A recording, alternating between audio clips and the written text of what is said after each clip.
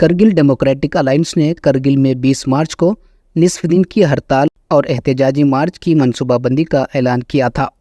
उनके कुलीदी मुतालिबात में लद्दाख को रियासत का दर्जा देना और 6वें शेड्यूल का निफाज शामिल है। सियासी, मजहबी और समाजी तंजीमों के अलावा माहिर तालीम और समाजी इस्लाहकार सोनम वांगचुक भी इनकी हिमायत में एहतजाज में शामिल है, जिनकी भूख हड़ताल आज 16वें दिन में शामिल हो गई, जो पिछले चंद दिनों से लेह में अपने मकासद के लिए भूख हड़ताल पर हैं।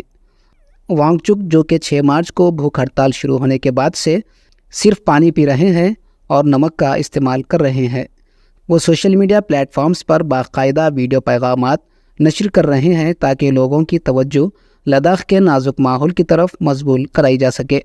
अपने वीडियो पैगामात के ज़रिए वांगचुक बीजेपी क़यादत को वो वादे भी याद दिलाते रहे हैं जो उनसे 2019 के पार्लिमानी इंतखाबात और 2020 के हिल काउंसिल के इंतखाबात से कबल अपने इंतखाबी मंशूर में लद्दाख के लोगों से किए थे। वांगचुक ने एक्स पर लद्दाख के लिए हुकूमत के रवैये की तनकीद करते हुए कहा, ये बीजेपी हुकूमत भारत को फ़ख्र से जमहूरियत की माँ कहती है, लेकिन अगर भारत लद्दाख के लोगों को जमहूरी हुकूक देने से इनकार करता है और इसे नई दिल्ली के मातहत रखता है तो इसे लद्दाख के हवाले से जमहूरियत की सौतेली माँ ही कहा जाएगा। 6 मार्च को करगिल डेमोक्रेटिक अलायंस और मरकज़ी हुकूमत के दरमियान मुज़ाकिरात नाकाम होने के बाद हड़ताल आगे बढ़ाने का फ़ैसला किया गया। KDA के शरीक चेयरमैन कमर अली आखून ने बताया कि हड़ताल की करारदाद एक इजलास के दौरान तय पाई है और हुकूमत के साथ जारी मुज़ाकिरात के बारे में आवाम को आगाह भी रखना है। करगिल डेमोक्रेटिक अलायंस ने करगिल में 20 मार्च की सुबह फातिमिया चौक से हुसैनी पार्क तक एक एहतजाजी मार्च का इनेकाद किया, जहां तंजीम के नुमाइंदों ने मुजाहिरीन से खिताब किया। नारे लगाते हुए मुजाहिरीन करगिल के मरकज़ी बाज़ार में जमा हुए, जो जमहूरियत और रियासत की बहाली और लद्दाख को 6ठे शेड्यूल में शामिल करने के मुतालिबात से गूंज उठा। साल 2019 में लद्दाख को अलहदा यूनियन टेरिटरी के तौर पर कायम होने के बाद से LAB और KDA दोनों मुख्तलिफ मुजाहिरों और बातचीत के ज़रिए खित्ते के हुकूक़ के लिए फ़ाल तौर पर मुहिम चला रहे हैं। जनवरी में वज़ारत दाखिला को मुतालिबात की एक जामा फहरिस्त जमा करवाने के बावजूद बाद की मुलाकातें कोई ठोस नताइज बरामद करने में नाकाम रही। आर्टिकल 244 के तहत 6ठा शेड्यूल कबाइली आबादियों को आइनी तहफ़्फ़ुज़ात फ़राहम करता है और उन्हें ज़मीन, सेहत आमा और ज़राअत से मुताल्लिक़ क़वानीन बनाने के लिए ख़ुद मुख्तार तरक्याती कौंसिलें कायम करने की भी इजाज़त देता है। Good morning, friends. Today I begin the 16th day of my climate fast. Well, I've been surviving on just water and some salts, and that is taking a toll finally. Yesterday and today I've been feeling quite low on energy. And of course it's cold in the open. Last night it was -8 degrees and some 120 people were sleeping with me out in the open on this fast. मेरे प्रिय प्रधानमंत्री श्री नरेंद्र मोदी जी, नमस्कार लद्दाख के पहाड़ों से। यूँ तो मैं समय समय पर आपसे लद्दाख की मन की बात सुनाने के लिए आता रहा हूँ।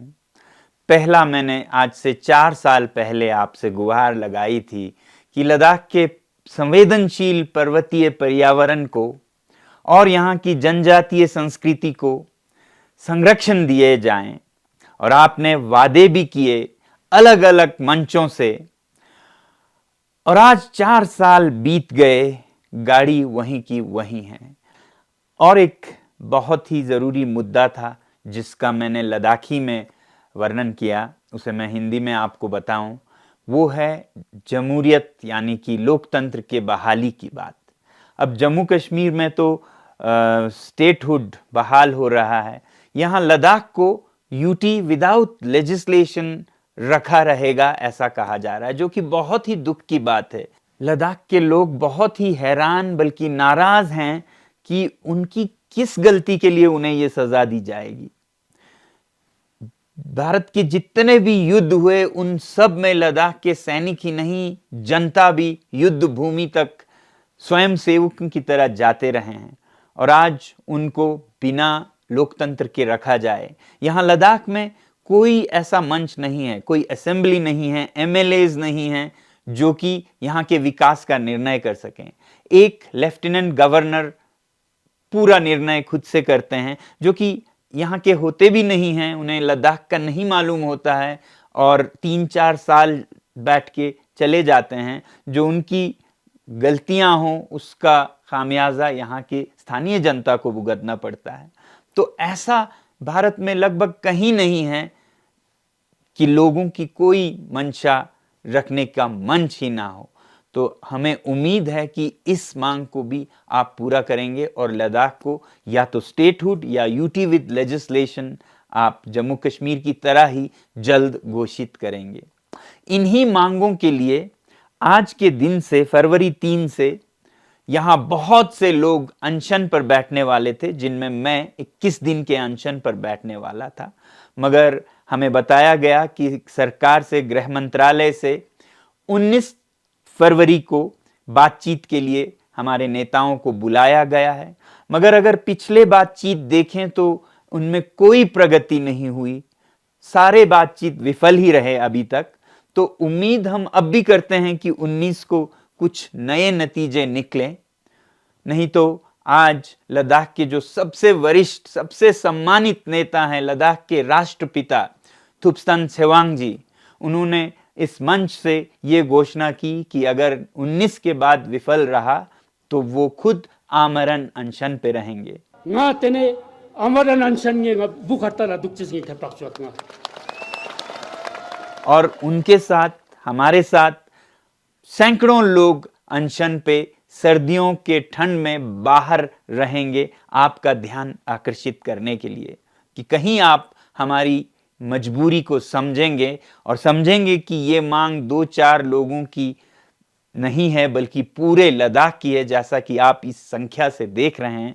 तो हमारी पूरी उम्मीद है कि ये जो वचन हमें मिले थे कई साल पहले, कई बार उन पर अमल होगा और हमारा भरोसा सत्य और वचन पर फिर एक बार बनेगा और हम ऐसे ही खुशहाल लद्दाख और खुशहाल भारत की कामना करते हैं। आपका बहुत बहुत धन्यवाद।